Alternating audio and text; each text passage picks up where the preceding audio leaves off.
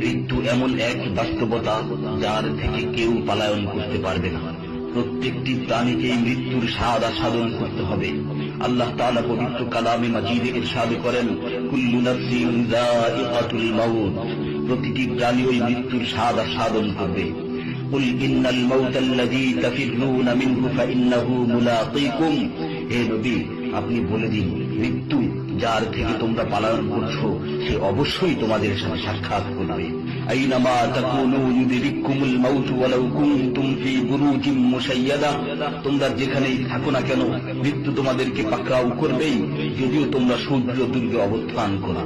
লিকুল্লি উম্মাতিন আজাল, ইযা জাআ আজালুহুম ফালা ইস্তাখিরুনা সাআতান ওয়ালা ইস্তাকদিমুন, প্রত্যেকটি জাতিরই মৃত্যুর জন্য একটি নির্ধারিত সময় রয়েছে।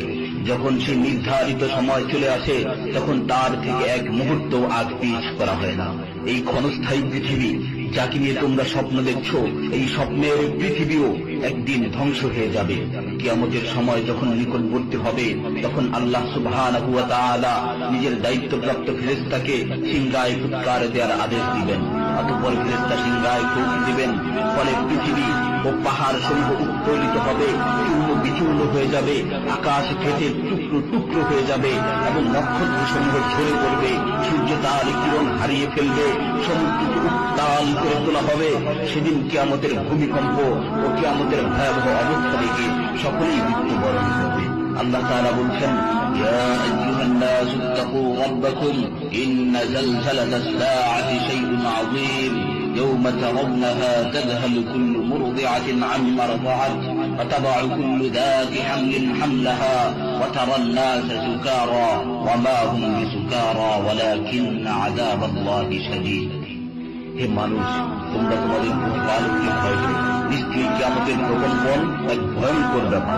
সেদিন তোমরা দেখবে প্রত্যেক স্তন্যদানকারিণী আপন দুগ্ধপোষ্য শিশুকে ভুলে যাবে এবং প্রত্যেক গর্ভধারিণী তার গর্ভপাত করে ফেলবে। তুমি দেখবে মানুষকে পাগলের মতো, আসলে ওরা পাগল নয়, তবে আল্লাহর আযাবই হবে কঠিন।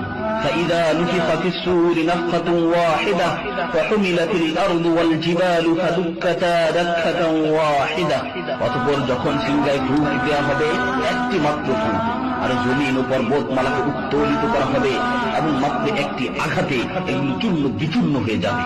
إذا السماء انفطرت وإذا الكواكب انتثرت وإذا البحار فجرت وإذا القبور بعثرت علمت نفس ما قدمت وأخرت, যখন আসমান বিদীর্ণ হবে, আসমান ফেটে টুকরো টুকরো হয়ে যাবে, আর যখন নক্ষত্রগুলো ঝরে পড়বে, আর যখন সমুদ্রগুলোকে উত্তাল করে তোলা হবে, আর যখন কবরগুলোকে উন্মোচিত করা হবে, তখন প্রত্যেকেই জানতে পারবে সে আগে কি পাঠিয়েছে এবং পরে কি পাঠিয়েছে। সেদিন কিয়ামতের ভয়াবহতায় আল্লাহ সুবহানাহু ওয়া তাআলা ব্যতীত প্রতিটি প্রাণী প্রাণ হারাবে। পবিত্র কালামে মাজিদে ইরশাদ হয়েছে, কুল্লু শাইইন হালিকুন ইল্লা ওয়াজহা, সেদিন আল্লাহর মহান সত্তা ব্যতীত প্রত্যেকটি জিনিসই ধ্বংস হয়ে যাবে। কুল্লু মান আলাইহা ফান ওয়া ইয়াবকা ওয়াজহু রাব্বিকা যুল জালালি ওয়াল ইকরাম, সেদিন জমিনের উপর যা কিছু রয়েছে সবই ধ্বংস হয়ে যাবে, আর শুধুমাত্র মহামহিম ও মহানুভব আল্লাহ সুবহানাহু ওয়া তাআলাই বাকি থাকবেন। তাফসীরে ইবনে কাসীর বর্ণিত হয়েছে, যখন ইসরাফিল আলাইহিস সালাতু ওয়াস সালাম সিংহায় ফুৎকার দিবেন তখন সকলেই মরে যাবে। মালাকুল মাউত মৃত্যুর ফেরেশতা এসে আল্লাহ তাআলাকে বলবে, হে আল্লাহ, সকলেই মরে গেছে। তিনি জিজ্ঞেস করবেন, অবশিষ্ট কে আছে? উত্তর দিবে, হে আমার রব, আপনি, আর আপনি তো হলেন চিরঞ্জীব। এছাড়াও বাকি রয়েছে ইসরাঈল, মিকাঈল ও আরশ বহনকারী ফেরেশতাগণ। আল্লাহ তাআলা বলবেন, জিবরাইল ও মিকাঈলের মৃত্যু হওয়া উচিত। মৃত্যুর ফেরেশতা মালাকুল মাউত বলবে, হে প্রভু, জিবরাইল ও মিকাঈল মরে গেছে। আল্লাহ তাআলা জিজ্ঞাসা করবেন, এখন আর কে বাকি আছে? সে বলবে, এখন আমি বাকি আছি ও আরশ বহনকারী ফেরেশতাগণ বাকি আছে।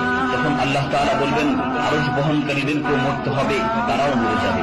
আল্লাহ তাআলা আবার জিজ্ঞাসা করবেন, এখন কে বাকি আছে?